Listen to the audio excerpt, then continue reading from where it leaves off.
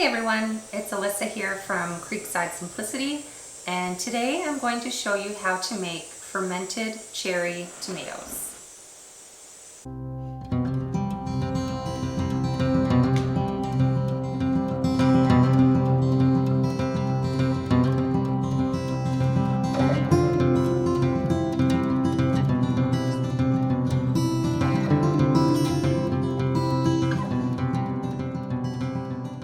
If you're anything like me, you might have gone a little crazy planting tomato plants this year, and while the bigger tomatoes seem a lot easier to can and preserve, maybe you ended up with way too many cherry tomatoes, more than you can eat fresh, and you're thinking, how the heck am I going to preserve these?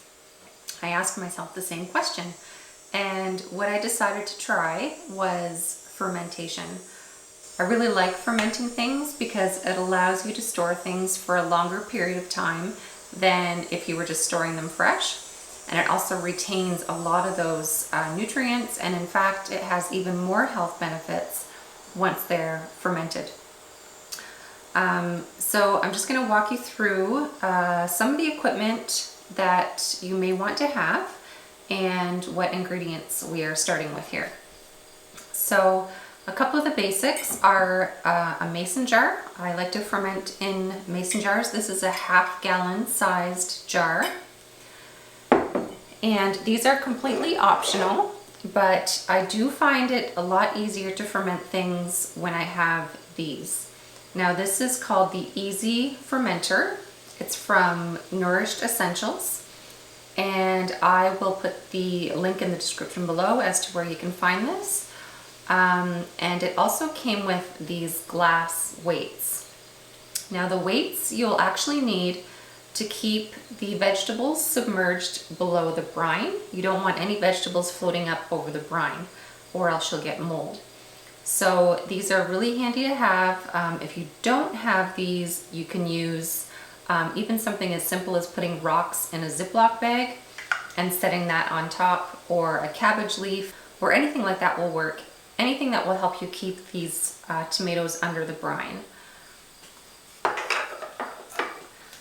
Now, as far as ingredients go, of course we'll need cherry tomatoes.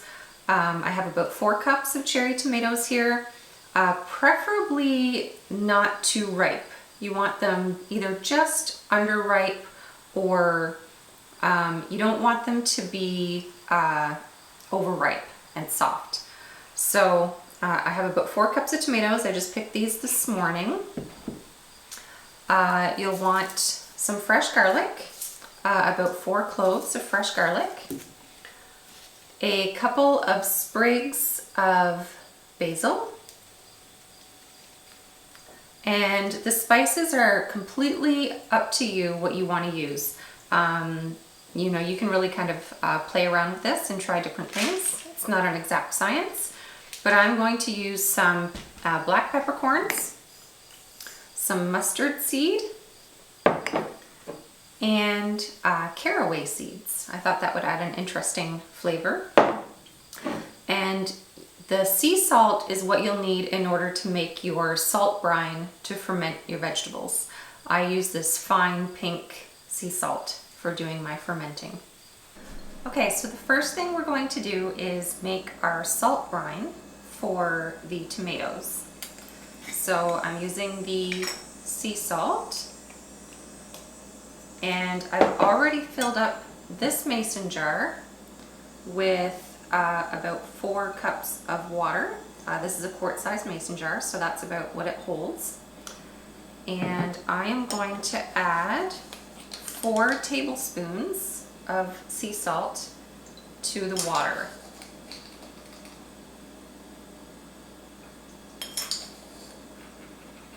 That's about 1 tablespoon per cup of water.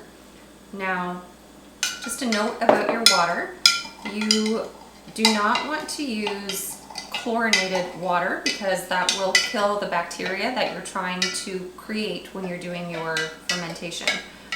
So I live on a well, so we have non-chlorinated water.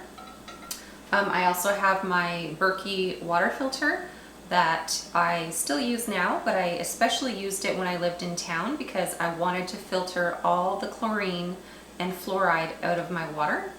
And so if you have some kind of a water filter that will take out chlorine, you'll want to do that. Otherwise, you'll want to use some kind of bottled water that doesn't have chlorine in it. So I'm just going to stir this until I want it to be somewhat dissolved. Okay, so while I'm prepping the other ingredients, that's going to dissolve the salt into the water. And I'm just going to cut up my garlic. So it's about 4 cloves of fresh garlic. And as it turns out, that's exactly what I have here. So to prep my garlic, I just slice off the root end of each clove. And then usually it's pretty easy to peel off the skin once I've done that. Actually, I'll go ahead and take off the top as well.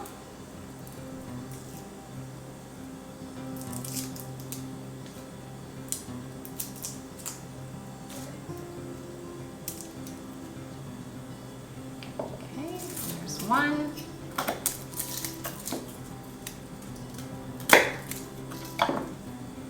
So this is a really simple ferment. Most ferments are incredibly simple, and what I like about fermenting is you have a lot of leeway in terms of ingredients. It doesn't have to be precise like a lot of canning recipes. With fermenting recipes, you can really play around and try different things because you're using your salt brine, and as long as everything is in the brine, you can't hurt anything. So that's why I like fermenting. And I also enjoy being able to preserve small quantities of things. So obviously this is not enough tomatoes to do a full canner load of tomatoes, where with fermenting I can just make 1 jar of something, and I don't let my produce from the garden go to waste. These are nice big cloves of garlic, so it's going to make the tomatoes very garlicky.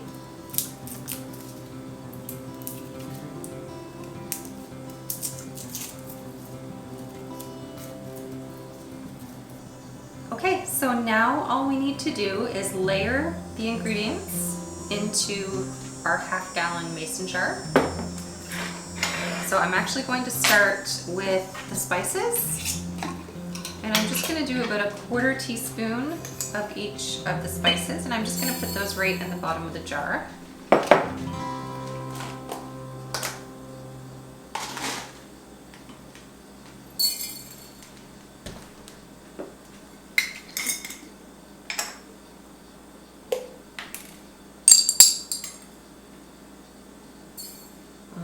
I love the smell of caraway seeds.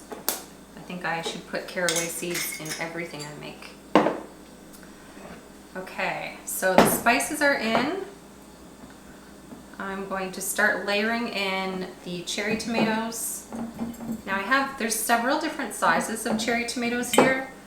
It really doesn't matter. They can all go in. So I'm going to put in a few of those, and then a garlic clove, and a sprig of basil.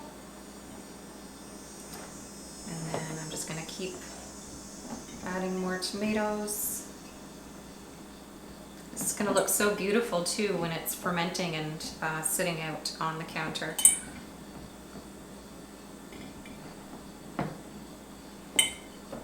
Another garlic clove. I'm going to add a little more basil. Now you can use whatever fresh herbs you like and whatever you have, because like I said, this is a very flexible recipe. If you like dill, if you like parsley or thyme, you can certainly put those in. I just happen to have a ton of basil, so that's what I'm using. Okay, so it didn't fill the jar all the way up, but that's okay because we are going to pour in our brine on top of the tomatoes. And what I'm actually going to do is I'm going to put the weight in first. And that way it's going to help keep everything, hopefully, submerged while I pour the brine. So the salt is pretty well dissolved. And I'm just going to go ahead and pour that in.